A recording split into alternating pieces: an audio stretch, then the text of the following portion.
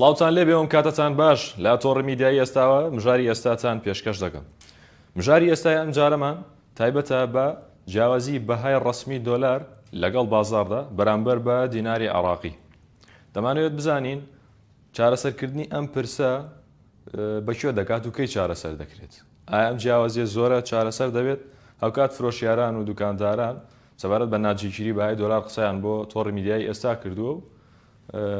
دەزانین دەمانێت بزانین بارودۆخیان چۆن. کۆبوونەوەیەک ئەنجام درا سەبارەت بە ناجێگیری بەهای دۆلار. ڕۆژی حوتی شۆباتی 2023 ئەنجومەنی وەزیران بڕیار کۆبوونەوەیکی ئەنجامدا. کۆبوونەوەکەی لەسەر بنەمای ئەوە بووکە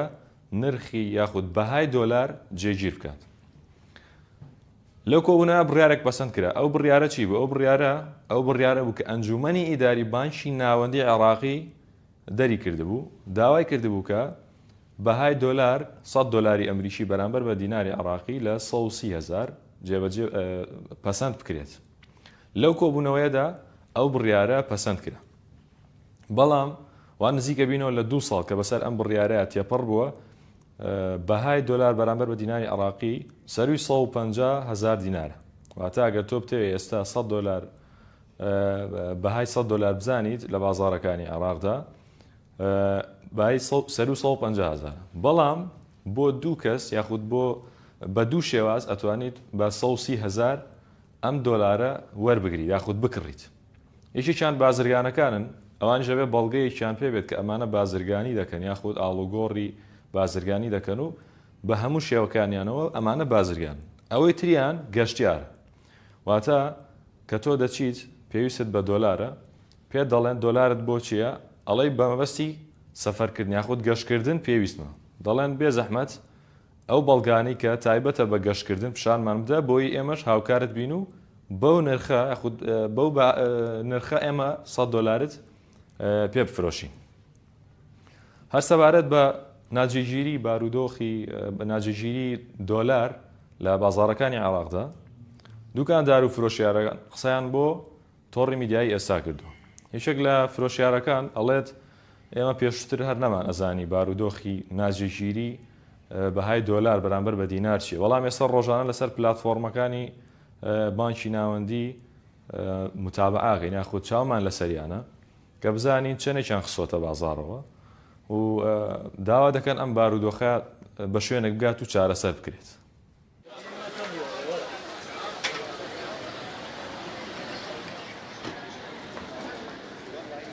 دۆلار زۆر کاریگەری هەیە لە ڕووی بازاڕەوە. بۆ نمونەیە مەکەم وادمان هەیە هەمووی بە دۆلارە کڕینە دەرەوەی یەنین گەر بۆ نمونە بێتە 130 یان 140 ڕاستەوخۆ خێرا ناتوانم دایبەزێنم بۆ لە بەرەوەی جێگیر نییە سعرەکە. لەوانەیە لە پڕ بەرز بێتەوە، من لە پڕ دایبەزێن بوو سعر بەرزکەمەوە لە ڕووی مشتریەوە مەگومانی لا دروستە بێ. زۆر جار هاوڵاتیان هێنە لای ئێمە کە موادێکیش تۆزە گرانە بێ گەڵا بەرز و نزمێکەکە کە 250 موادێکی بڵێن تا حدێک 250 ناریان 1000 نار شتێکی خەیتە سەر کابراڵە بۆ گرانە کردووە. خۆی ئەگەر جێگیر بێ باشترە. زەرەرەکەی چییە؟ بۆ نمونە ئێستا ئێمە ئەم موادە ئێمە بە دینارێک کڕین، بەس جوملە چیەکان کە لە دەرەوەی وڵاتی هێرن بە دۆلارە. بڵێ بۆ نمونە لە 100 دۆلارە ئەگەر 10,000 فەرەکە لەوانەیە شتێکی کەم ڕەمزی پێوەی دیار بێ، بەس کە سەرکەوت بۆ 20,000 و 30,000 جوملە چێکەش گرانیەکە گرانەکەش دەکەوێتەوە سەر شانی ئێمە ژەبێ شتەکە لەسەر هاوڵاتی گرانکەین. مشتری وایڵێ ئێوە هەر ڕۆژێش بە سعرێ شتێکە بفرن، بەس نازانێت کەم شتانە کە لە دەرەوەی وڵات دێ گواستنەوەی حەواڵەی پارێ هەمووی دۆلارە. تەنها فرۆشتنی ئاڵوگۆڕی ناوبازاڕی دینارە، هینە هەمووی دۆلارە. ئارە وەڵڵا کێشەی گەورە جاریان مشتری ئەڵێ من ئەمەم کڕیوە بە 4,000 ئەگە گەڵا بەرز بێتەوە دوای بێ بە 6 مشتریەکە وازانێ لە سەرمان گران کردووە. وەڵی دۆلار جێگیر نەبێت ئیسە بۆ نمونە قوتوویەک شیر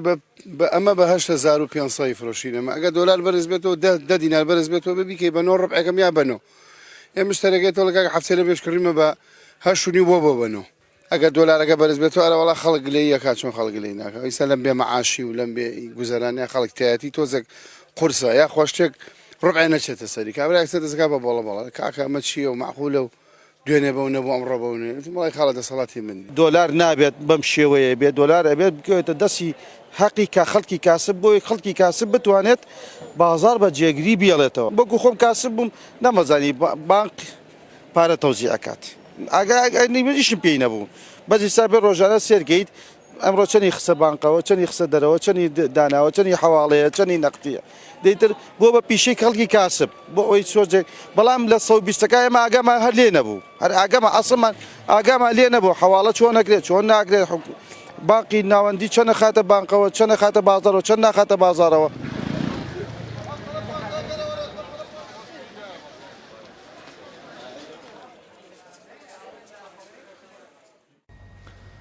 دەمانوێت زانیاری زیاتر وەرگین هەر بۆ وەرگرتنی زانیاری زیاتر دەچینە لای زۆر بەڕێز دکتۆر جەوار گۆران وتەبێژی بازاری ئاڵگۆڕی دراوە کاک جەواریان زۆر بەخێر بیت کاتە باش با لەوە دەست پێ بکەین جیاوازی بەهای دۆلار فەرمی و نافەرمیواتە ڕسمی ئەخ ڕسمی و بازار جیاوازی هەیە لە بینیانە حکوومەتی عێراق لە ساڵی 2023ەوە دەیەوێت لە ناو بازار وەکو لایەنە فەرمیێکی وەتە لە بانکی ناوەندی بە 132 بێت یاخود بە 130,000 بێت پێم بڵێ چارەسەرکردنی ئەم جیاوازیە بازار و فەرمیەکەی گەیشتووە بە شوێ ئایا چارەسەرەکرێ؟ بەڵێن سەرەتا بەنای خۆی بەخشندەی میهرەبان سپاس بۆ بەڕێستان طبعا لە هەموو دنیاە ئەوانەی کە بڵین جۆرێک لە جێگیرکردنی بەهای دراوێن هەیە چونکە ئێمە پێشێ بچمەنەوە بابەتەکەەوە سێ جۆر بەهای دراو هەیە یەکان پێوترێ فیکس ئەکسچێنج ڕێت پۆلیسی ئەوەیە کە بەهای دراوەکەی بڵین جێگیرەکە ئەو وڵاتی بانکی مرکزی ئێوە بەهای دراوەکە جێیکە بەتایبەت ئەم وڵاتانە ئاگرێتەوە کە بڵین ئابوووریەکان ستیبل نییە جێگیر نییە بۆ ئەوەی کە ڕوبەڕووی هەڵاوسان نەبنەوە بە جۆرێک لە جۆرەکان بەهای دراوەکان لە بانکی مرکزی وڵاتەیە جێگیرەکەن وەکو هەندێک لە وڵاتانی ناوچەکە وەکو بڵین ئەردەن و بڵین وڵاتانی خلیج و قەتەر و ئیمارات و سعودیە و عێراق ومانەش و جۆرێکی تریش هەیە معەوە معنی جۆرێکها پێوترێ فلوتین ئەکسچێنج ڕێت پۆلیسی ینی جۆرێکە ینی هینە بڵین بازار تەحکومی بەسەرەوەکە ئەوە زیاتر ئەو وڵاتانن کە خاوەن ئابوووریەکی بەهێزن ئابوووریەکان ستیبڵە جێگیرە وەکو بڵین وڵاتانی ئەوروپا ئەمریکا و یۆری ئەوروپی دۆلاری ئەمریکی و یەنی ژاپۆنی و ئەمانە ئەمە بازار تەحکومی بەسەرەوەکە جۆرێکی تر هەیە بەهای دراوەکەیان هەم لە بانکی مرکزی ستیبل کردووە جێگیر کردووە و نرخێکی تریش هەیە لە بازارە نافەرمیەکان لە بازارەکانی ئاڵوگۆڕی دراو ئەمەش بڵین خواست و خستان ڕوو تەحکومی بەسەرەوەکە تقریبا ناتوانین بڵین ئەم بەهای دراوەی کە ئێستا لەسەر ئاسی عێراقا بە جۆر لە جۆرەکان کاڵن ستیبلمان کردووە فیکسیان کردووە جێگیریان کردووە لە هەمان کەوتە فلوتی نیشانیە توانین بڵین بازاریش بە جۆرێک لە جۆرەکان هەر تەحکومەکە بەسەر ئەم سعرەوە طبعا لە هەموو دنیا ئەو وڵاتانی کە زیاتر بڵین بەهای پارەکان جێگیر کردووە تقریبا گاپێک کە لێنێک لە نێوان سعری متەداول واتە سعری نافەرمی و سعری فەرمی بانقە هەر ئەبێت بەڵام نەک بە کەلێنێکی زۆر بە گاپێکی زۆر ئەمەی ئێستا لە عێراق هەیە کەلێنەکە زۆرە فەرقەکە زۆرە بانکی مرکزی عێراقی جێگیری کرۆ بە 132,000 لە بەرامبەر 100 دلاری ئەمریکیە بەڵام لە بازاری ئازادا 150,000 واتە فەرقی 18,000 دینار هەیە ئەمە زۆر زۆرە بەڕاستی نەئەبووە بۆ ئەوە بەلانی کەمەوە 10,000 تا 15,000 دینار زیاتر فەرقی نەبووە تامان ئەم کلێنی بۆ چێشەوە بانکی مرکزی ئەوەی کە من بەدووادا چوونم کردووە بەڕاستی دەبوو ئەم بابەتە ئەوێت هەمیشە زۆرترین تەداولات و مامەڵەکردن و ترانزاکشنەکان هەر هەمووی بێنێتەوە ناو بانکەکان لە مانگی 2022 کە بڕیاردرا ریفۆرم لە سیستەمی بانکیا بکرێت و تەڵەبیات و ڕیکواردمنتی فدرال رزرفی ئەمریکا وەزارەتی گەنجینی ئەمریکا لەسەر بانکی مرکزیەوە بوو کە ئەبێ کۆی هەموو مامەڵەکانتان بە سیستەمی بانکی بکەن بۆ ئەوەی کە ڕێگری بکەن لە سپیکردنەوەی پارە و تەهریب و ئەموال و بردنەدەرەوەی دۆلار بە قاچاق تەمان لەو کاتەوە بەشوێ گەشتووە بەڵێ ئەنجاسا ئەمێ ئۆڕۆنکەمەوە تەمان هەر لەو کاتەوە ئەتوانین بڵین عێراق و بەتایبەتی بانکی مرکزی قۆناغی زۆر باشی بڕیوە و بەشێکی زۆری لەم ترانزەکشن و مامەڵانە هێناوەتە ناو بانکەکان بەبێ تازەترین داتا نزیکەی 22 میلیۆن کەس لەسەر ئاسی عێراق ئێستا هەژماری بانکیان هەیە لە کاتێکە کە پێش مانگی 2022 یعنی ئەو کەسانی کە هەژماری بانکیانە بوو بە 50,000 ژمێران لەسەر ئاسی عێراق ئێستا زۆرترین خەڵک هەژماری بانکی هەیە بەڕاستی طبعاً ئەم کلێنە چییە کە ئێستا ماوەت ئەم کلێنە ئێوە هەمیشە وەکو ئۆپشن بخاتە بەر دەمی بازرگان و هاوڵاتیان کە تۆ ئەگەر هەر کاتێک ئەتەوێت دۆلار بە سعری فەرمی بە نرخی هەرزان دەستەکەوێ وەرە لە بانکەکانە بۆچی مەبەستێک دۆلارە دەوێت بە نرخی فەرمی ئەداتێ ئەگە دۆلاریش بە نرخی گرانەوێت بڕۆ لە بازارە بیکڕە طبعاً هەموو مۆزاریبێک هەموو مامەڵەکارێک هەموو بازرگانێک و ئەوانی گەشت و سەفەریشەکان تەمان لەکوێ دۆلاری هەرزانی دەستکەوت لێوێ ئەیکڕێ بۆ لەبەرێ لێوێ نرخی هەرزانترە کەواتە ناچار یەت لە بانقا هەژمارەکاتەوە حسابەکاتەوە ئەگەر بێت و سەفەر بکات بۆ دەرەوەی عێراق ئەچێت دۆکۆمنتەکانی تەسلیمی بانقەکات باشە فیزەیە تکدا هەر شتێکە تەسلیمیەکە کە تەسلیمی کرد بە نرخی فەرمی دۆلاری پێدا ئەگەر بازرگانیش بێت تەمان بە بازرگان وەکو پشنێکی خاتە بەردەمی تۆ بازرگانی فەرموو ئەکاون نمبەرێ بکەرەوە ژمارە حسابی بکەوەکو شەریکەیەک وەکو بزنس ئەکاونتێ بکەرەوە وەرە دۆلار بە نرخی فەرمی پێ ئەدەین بۆ ئەو حەجمی مامەڵانی کە لە دەروی عێراق ئەیکەی بەڕاستی کەواتە ئەمەوە ئاکا کە زۆرترین خەڵک و هاوڵاتیوانی کە سەفەرە کۆنەوانی کە بازرگان و لە تایپی بازرگانن ڕووبکەنە بانقەکان بەڵام کە ئەم کلێنە کەم بووەوە بۆ نمونە لە بانکی مرکزیە بە 2000 بێ و لە بازاری ئازادە بە 134 بێت تەبیعەتی بازرگان وایە خۆی هەندێک لە گەمەی ناو بانقەکان و ناوی بچێتە ناو هەموو مؤسسەی مالی عێراقەوە خۆی ئەپارێزێ ئەچێت لە دەرەوەی بازاری ئازاد دۆلار ئەکرێ کەسیش نازانێ و لە دەرەوەی سیستەمی بانقی حواڵەشی ئەکا بۆ دەرەوە ناویشی ناچێت ناو هەموو مؤسسە مالیەکانە بۆی ئەم کلێنێک ئێستا بانکی مرکزی هێشتێتەوە بۆی کە هێواش زۆرترین بازرگان هەر هەمێ ڕووبکەنە بانقەکان هەژماری بانقی بکەنەوە و هەموو هاوڵاتێکیش کە بیوە گەشت و سەفەرکات بچێت حساب بانقی بکاتەوە بۆی کە ئەو دینارە قەبارە زۆری کە لە دەرەوەی سیستەمی بانقیە ڕاکێشێتەوە نەبانقەکان. باشە من هاوڵاتێکم بوو بە پێی قسەکانی تۆ دوو کەس دۆلاری پێدرێم گەشتیارم بازرگانە بۆ نووسە من ئەمە بچم لە بانقێک دۆلار بەدەسی بە نەختینە وەربگرم من ئەتوانم بچم بڵێم بێزەحمەت 1000 دۆلارمەوێ بە دینارتانە ئێمە یاخودەوە بەس بۆ ئەو دوو کەسەیە زیاتر هەر ئەو دوو تایپەیە تۆ تەمان یەکێک لە بڵێن ئەو ریفۆرمانی کە لە سیاسەتی بڵێن نەختینەی بانکی مرکزی عێراقی کراوە ئەوەیە کە ئەبێ کۆی ترانزەکشن و مامەڵە ناوخۆیەکانی عێراق بە دیناری عێراقی بێت باشە نەک بە هەر دراوێکی تر ئەمە ژواکات کە مۆبەڕیر بەدەست هاوڵاتیانەوە نەهێڵێت کە تۆ بۆ من ئەچیتە بانکێکەوە ئەڵێ من پێویستم بە دۆلار ئەڵێ بۆچی مەبەستێکە ئەڵێ ئەمێ بۆ من ئۆتۆمبیل بکڕم ئەڵێ تا ئۆتۆمبیل کرا بە دیناری عێراقی هەرچەند بەداخۆ کە تا ئێستا هەرێمی کوردستان وەکو سیاسەتی نەختینەی وەکو سیاسەتی مالیە مەتابع حکوومەتی ناوەندی عێراقین ئەوەیە ئەمە هەرێمی کوردستانیشی بگرێتەوە بەڵام ئێستاش بەشێکی زۆر لە مامەڵە بە دۆلاری ئەمریکی هەرماوە تەمان بانکەکە پێ دەڵێت تۆ ئەتەوێت دۆلار دەبۆچی مەبەستەکە ئەڵێ بە بۆ من ئۆتۆمبیل ئەکڕم ئەڵێ ئینە ئۆتۆمبیل بە دیناری عێراقیە کەواتە پێت نادە کەواتە تەنها دوو تایپ لە هاوڵاتیانی عێراق ئەتوانن دۆلار بە سعری فەرمی بەدەست بێنن ئەوانەی کە گەشت دەکەن سەفەرەکەن بۆ دەرەوەی عێراق باشە و ئەوانی کە بازرگانە تەوانە بێ هەردووکیان بەڵگە و دۆکۆمنت بە بانکەکان و بە سعری فەرمی دۆلاران پێدرێت باشە نەک ئەوەی کە بەکاشی دۆلاران باتێ هەر هاوڵاتێک کە سەفەرەکە ڕاستە لە فڕۆکەخانەکان باشە دۆلاران پێ ئەدرێت بەڵام ئەبێ ئەو دۆلاری کە وەریەگرێت ئەبێ بەڵگەی هەبێ لە دەرەوەی عێراق سەرف کراوە یان سەرف نەکراوە باشە بازرگانیش کە ئەچێ دۆلار بە سعری فەرمی دەست ئەخات بە دەستی وەری ناگرێت بەڵکو ئەخرێتە سەر هەژماری جیهەتی مستەفید ئەو وڵاتی کە کاڵاکێ دەکرێت بەڕاستی بەدەر لەم دوو تایپا هیچ کەسێکی تر ناتوانێت دۆلار بە سعری فەرمی لە بانکی مرکزی عێراقی وەربگرێت شتێک هەیەت با بڵێم ترسێکە دروست بۆ سەبارەت بە سیاسەتی بانکی ناوەندی عێراق لەگەڵ ئەمریکا سەبارەت بە نرخی دۆلار دەمان بڵێ بزانین سیاسەتی عێراق و ئەمریکا وەکو خۆی ماوەتە یان گۆڕانکاری بەسەرات هەر وەکو خۆیەتی هیچ گۆڕانکاریەکی بەسەر نهاتوە ئەگەر بێت و سەپۆرت و پاڵپشتی فیدرال ڕزەرفی ئەمریکا وەزارەتی گەنجینی ئەمریکانە بۆ بانکی مرکزی ئێستا دۆلار زۆر نرخەکەی بەڕاستی لە ئاسێکی زۆر بەرز بووە ئێستا ڕێکەوتنامەیەکی استراتیژی لە نێوان عێراقیش و لە نێوان ئەمریکاشە هەیە و پاڵپشتی ئەکرێت و ماوە بە شەحن دۆلاریەت بۆ بانکی مرکزی عێراقی ئەوش بۆ سەپۆرتکردنی بازاڕەکانە بۆی کە هەڵاوسانیان ئەو کلێنەی سعری فەرمی نافەرمی دروست نەبێ بۆیە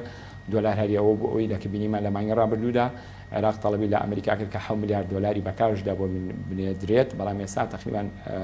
بڕیان لەسەرەوە درا 5 میلیارد دۆلار بۆ عێراق بنێدرێت بۆ ئەوی کە سەپۆرتی بازاڕەکان و ئەو ئیلزاماتانەی کە بەکاش لەسەریانە پێجەبەجێکەن ئەمەش دەرخەری ئەوەیە کە سەپۆرتەکرێت لەلایەن وەزارەتی گەنجینەی ئەمریکاوە و ڕێکەوتنامەیەکی استراتیژی لە نێوان ئەمریکا و عێراق هەیە بۆیە من هەمیشەم قسەم کردو خۆتان ئاگادارن لە بەشێکی زۆر لە دەستگاکانی ئەلامە وتم هیچ مەترسێک لە هەم لەسەر دۆخی ئابووری و لەسەر بەهای دیناری عێراقیش نییە و باشترین بەڵگەش بوو ئەوە ئەم هەموو گۆڕانکارانی ڕۆژهەڵاتی ناوەڕاست ئەم هەموو گرژ و ئاڵۆزانی کە ڕۆژ بە ڕۆژ ڕوو لە تەسعید بوون ئەکات بەڵام لەگەڵەوەشە دۆخی عێراق تا ئاستێک لە وڵاتانە زۆ باشتر ئابوووریەکەشی تقریبان لە 2023 تا ئێستا ئابووری عێراق بەنسبە لە سەدا 2 گەشەی کردووە و ئەو ریفۆرمێکە لە سیستەمی بانقیا کردوێتی توانین بڵێن هەنگاوی زۆ باشی بڕیوە لە کۆی تقریبان 45 ملیۆن نفوس لەسەر ئاسی عێراق 22 ملیۆن هێزە لەسەر ئاسی عێراق هەژماری بانقییان هەیە من پێم وابێ من زیاتریش پارە ئەسێنێت و زیاتریش ئەڕاتە پێشەوە هێواشەوەش تا ئەو کاتەی ترکە توانم بڵێم بەهای دینار لە بەرامبەر دۆلارە بەتەواتی جێگیر دەبێت ئەگەر ئێمە باز لەوە بکەین چۆن لە چ کاتێکا بەتەواتی بەهای دراوی فەرمی لەگەڵ نافەرمی جێگیر ئەبێت نزیک ئەبێتەوە یان وا بڵێن کەلێنەکە کەمە بێتەوە هەر کاتێک کە بە تەواوەتی کۆی هەموو مامەڵە ناوخۆیەکان بە هەرێمی کوردستان و عێراقیشەوە هەر هەمووی کرا بە دینار شتێک نەما بە ناوی دۆلار تۆ بۆ نمونە ئەم مۆبایلە ئەکری بە دیناری عێراقی بکری ئۆتۆمبیلێک ئەکری بە دیناری عێراقی ئەکری قیسی شوقە و خانوبەرە لەسەر هەمووی بە دیناری عێراقی بێت کە کەس هیچ پێویستێکی بە دۆلار نەما باشە تەنها دوو تایپە بێنێت بازرگان و ئەو هەوڵەتانی کە گەشتەکان بەڵام ئێمە شتێکی تریش هەیە لە بیرمان نەچێت ئاڵنگاریەکی تریش هەیە ئاستەنگێکی تریش هەیە لە بەردەم بەرزی بەهای دینار لە بەرامبەر دۆلاری ئەمریکا ببورن دۆلار لە بەرامبەر دیناری عێراقیە ئەویش بازرگانە بچووکەکان ئێمە تایپێکی تر هەیە لە بازرگان پیانەوتێ سمۆڵ بزنس ئەمانە بازرگانن بەڵام خاوەنی کۆمپانیانین ئیجازەی فەرمی کۆمپانیان نیە بۆ نمونە بازرگانی بچووکەکەن بۆ نمونە لە تورکیاوە کاڵاو کەلوپەلی پۆشاگە هێنێت لە ئێران و یان لە هەر وڵاتێکی ترەوە کاڵایەنێ بەڵام ئەمانە بازرگانی بچووکن و خاوەنی بڵین کۆمپانیای فەرمینی لە بەرەوەی ئیجازەی فەرمی کۆمپانیانیە ناتوانن لە بانقا بزنس ئەکاونت بکەن یان کۆرپەرێت ئەکاونت بکەنەوە ئەبێ حسابی شخصی بکەنەوە لە حسابی شخصیشە ناتوانن حەواڵە بەدەست بێنن بە نرخی فەرمی بۆ من هەر پێشتریش پێشنیارم کرد لە زۆری بەرنامەکانە بۆ بانکی مرکزیانە پێم باش لە ڕێگای هەیئەی بڵین بازرگانی عێراقیەوە کارێک بکرێ ئەم تایپەش سەپۆرت بکرێن پاڵپشتی بکرێن یان لە ڕێگەی کۆمپانیا گەورەکانەوە یان لە ڕێگەی ئەو دۆکۆمنتانەی کە ئەیهێنن وەکو بازرگان وەکو خاوەن کۆمپانیا تەعامل لەگەڵا بکرێ بۆ نمە کەسێک کۆنتەنەری کاڵای پۆشاگە هێنێت باشە لە تورکیاوی هێنێت تەمان ئیجازەی فەرمی نیە ناچار کە لە بانقا دۆلاری دەستنەکەەوە بە سعری فەرمی ناچار بێ لە بازار بە گران بیکرێت کەواتە لە بەرامبەر ئەمە چۆن چارەسەر بکرێت ئەو دۆکۆمنت و فاتورەی کە هەیەی ئەو ئینفۆیسێکی هەیەی لە تورکیا کاڵاکەی پێکڕیوە لە ڕێگای هەیئەی بازرگانیەوە باشە یان لە ڕێگەی بانقەکانەوە بەڵگەکانی لێوە بگیرێ وەکو خاوەن کۆمپانیا تەعاملیان لەگەڵا بکرێت و دۆلاریان بە نرخی هەرزان پێ بدرێت ئەگەر ئەماش ئەم تایپەش لە بازرگانی بچوو خواستەکانیان بۆ پڕ بکرێتەوە من پێم وایە ئیتر خواستە سەر دۆلاری ئەمریکی زۆر دەکەمە بێتەوە ئەنی ئەتوانم بڵێم یەکێک لە ئاڵنگاریە قورسەکانی بەردەم بەرزی بەهای دۆلار لە بەرامبەر دیناری عێراقیە ئەم تاپەیە لە بازرگانی با بکەینە کۆتا پرسیار هەرچەنە ئەمە لە عێراقین بەڵام پرسیارەکەی من تایبەتە بە لیرەی سووری ئەو پێش کە ئێستا شتێک دروست بووە کە بەڕاستیوە بە دیاردا کڕینی لیرەی سووریە لە عێراق جەنابیشت هۆشداریدا بوو زۆرێک تریش هۆشداریاندا بوو ئەم دیاردەیە چییە و چۆن سەریاڵداوەتوانین و دەکارێکی بزانین تەمان دوای 53 ساڵ لە حکومڕانی ئەسەدیەکان لە سووریا بینیمان لە 72 ساعت ڕابردووە کۆتایی بەم ڕژێمە هات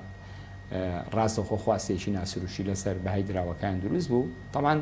بینیمە لە 2012 و دوای بڵین ئەو گۆڕانکاری کە لە زۆر وڵاتانی عەربیە دروست بوو بەهاری عەربی ئەمانە یەکێک لە وڵاتانی کە ڕوبەڕووی تەنگژەیەکی سیاسی ناوخۆی بووە سووریا بوو ڕاستی لە 2012 تا 72 ساعت پێش ئێستا بەهای دراوەکان ڕۆژ بە ڕۆژ لە داڕمانە بوو یعنی تقریبا 5-6 ساڵ لەمەوە پێش 5,000 لیرەی سووری 100 دلاری ئەمریکیە کرد ئێستا 1 ملیۆن لیرەی سووری 250,000 دینارێک دەکەن نزیکەی 160 دلار 170 دلار ئەتوان بڵێم لە 5,000 بەهاکی خۆی لەدەستداوە کە کاتێک ئەم ڕژێمە ڕووخا ڕاستەخۆ لە ڕووی تەوەقوعات لە ڕووی ئەکسپێکتیشنی هاوڵاتیان و مۆزاریبەکان و بازرگانەکان یەکسەری هەستان ئەو دراوان کردی بە تەوەقوعی ئەوەی کە بەهای ئەم دراوە ئیتر بەهێزە بێت ڕاستە ئێستا کێروی بەهای دراوی سووری کە لیرەیە ڕوو لە بەرزبوونە بەڵام کۆمەڵێ مەترسی هەیە لە بەردەم ئەم دراوەیە کە ڕەنگە زیانێکی زۆر گەورە بە دوای خۆیان بێنێت ئەویش ئەوەیە کە ئەم دراوە بڵین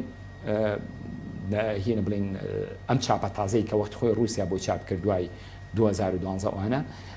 وێنەی 700 لەسەری تەمان بەتەکید کە گۆڕانکاری لە ڕژێمی سووریا دروست بوو ئەم دراوەژە بێ بگۆڕێت هەروەکو ئەو سیناریۆی کە لە عێراق بینیمە لە دوای 2023 و ڕوخانی ڕژێمی عێراق سێ چاپە کۆنەکە باتڵ کرایە و ئلغا کرایەوە دراوێکی تازە چاپ کرا بەڵام لە بەرامبەر ئەو دراوە کۆنان وەرئەگرتەوە دراوی نوێن ئەدا بە هەوڵاتیان بەڵام ئێستا مەترسیەکە لەوایە بە قەبارەیەکی یەکجار گەورە دراوی سووری لیرەی سووری بلۆکرا و کەپسکرا و لە دەروی سنوورەکانی سووریا مامەڵان پێوەکرێت. ئایا هەمان سیناریۆی سەردەمی ڕژێمی بەعزوبارە نابێتەوەی کە بینیمان 25 سەدامێکی ئیلغا کردەوە 1 دیناری وەرنەگرتەوە 1 زیانی زۆری لە وڵاتانی وەکو ئێران و سعودیە و لوبنان و سووریا و ئەو وڵاتانەدا. ئایا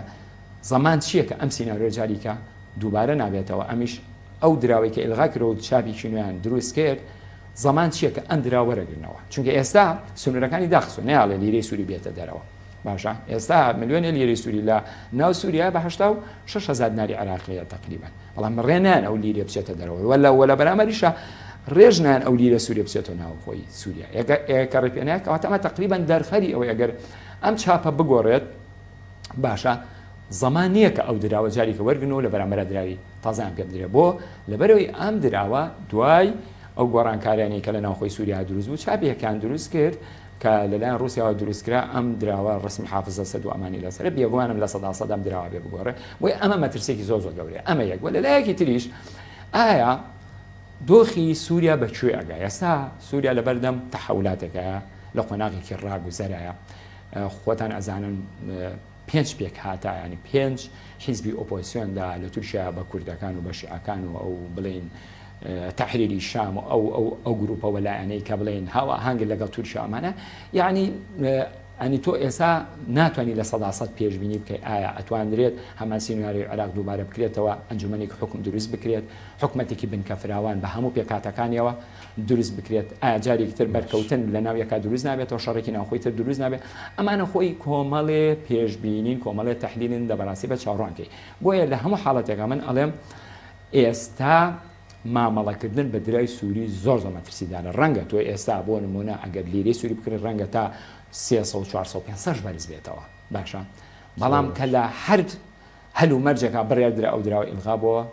ئەوە تۆ ئەبێ چاوەڕێی زیانی زۆر گەورەی ئەمە لەلایەک وە لەلایەکی تریش ئایا دروستکردنی حکومەتێکی بنکە فراوان و ئەنجومەنێکی حکم لە سەتاسەری سووریا چەند توولا کێشێت واشە فترەی زەمانی چەندی دەپیویستە بۆیە ئەتوانم بڵێم ئەمە دوو خاڵن کە مەترسین لەسەر بەهای لیرەی سووری. زۆر بەڕێز دکتۆر جەبارگۆران وتەبێژی بازاری ئاڵوگۆڕی دراوە سلێمانی زۆر سپاس بۆ ئێوەش ماندوولابن.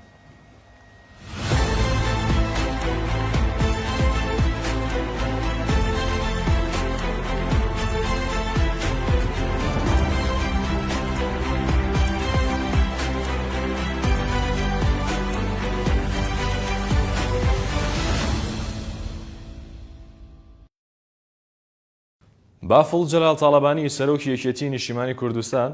پەیامێکی بڵاو کردەوە. لە پەیامەکەیدا بافڵ جەلال تاڵەبانی پشتیوانی خۆی بۆ خوشکوبرایان لە ڕۆژئاوای کوردستان دووپات کردەوە. بافڵ جەلال تاڵەبانی ڕایگەیاند ئێمە بە تەواوی ڕێز لە ئیرادەی خەڵکی سووریا دەگرین هاوشان لەگەڵ ئەو بڕیارانەش کە لەبارەی داهاتووی وڵاتەکەەوە دەدرێت، بەڵام لە چوارچێوەی پاراستنی مافی هەموو نەتەوە و پێکاتەکان و لە بەرچاوگرتنی ئەو واقعە سیاسیی لە وڵاتدا هەیە. دەژڵێت هیوادارین ئەم دەرفەتە بە هەند وەربگیرێت تاوەکو بە سیاسەتێکی نیشتیمانی هاوبەشەوە قۆناغی ژنوێ حکومڕانی و دادپەروەر بێتەکایەوە و داهاتوویەکی سەقامگیر بۆ خەڵکەکەی مسۆکەر بکرێت. هەر لە پەیامەکەیدا بافڵ جەلال تاڵەبانی دەڵێت ئەم دۆخە هەستیارە لەم دۆخە هەستیارەدا پشتیوانی تەواومان بۆ خوشک و برایانمان لە ڕۆژئاوای کوردستان دووپات دەکەینەوە. هیوادارم هەمومان بە یەک دەنگ و بە گوتارێکی نیشتیمانیەوە پشتیوانیان لێ بکەین و ڕوبەڕووی ئەو مەترسیانە بوەستینەوە کە هەڕەشەن بۆ سەر ژیان و سەقامگیریدا. لە کۆتاییدا سەرۆکی یەکێتی دەژڵێت جەخت لە ڕەچاوکردن و پاراستی مافی گەلی کورد دەکەینەوە. هیواخوازین هەموو لایەک بڕیاری دروست و ژیرانە بدەن و پارێزگاری لە ئاشتی و پێکەوە ژیانی ناوچەکە بکەن، چونکە وەک پێشتریش وتومانە تاوەکو کێشەی کورد چارەسەر نەکرێت هیچ ئاشتیەک لە ڕۆژهەڵاتی ناوەڕاست بەدی نایەت. لە ڕاگەیەنراوێکدا وەزارەتی دارایی هەرێم وەڵامی ڕێباز حەملان بریکاری وەزارەتی دارایی عێراق دەداتەوە دەڵێت ڕێگە پێدراو نیە هیچ کەسێک بە ناوی ئێمەوە قسە بکات، ئێمە کەسمان نەکردووە بە وەکیل. لە ڕاگەیەنراوەکەی وەزارەتی دارایی هەرێمدا ئەوە هاتووە سەبارەت بە ڕاگەیەنراوی بریکاری وەزارەتی دارایی عێراق کە ئێوارەی ئەمڕۆ لەسەر موچەی هەرێم بڵاوی کردێتەوە، هەرچەندە جەنابیان لە ئەرکەکەیدا نوێیە و چەند ڕۆژێکە دەست بەکاربووە بە بیریان دێنینەوە کە ئەو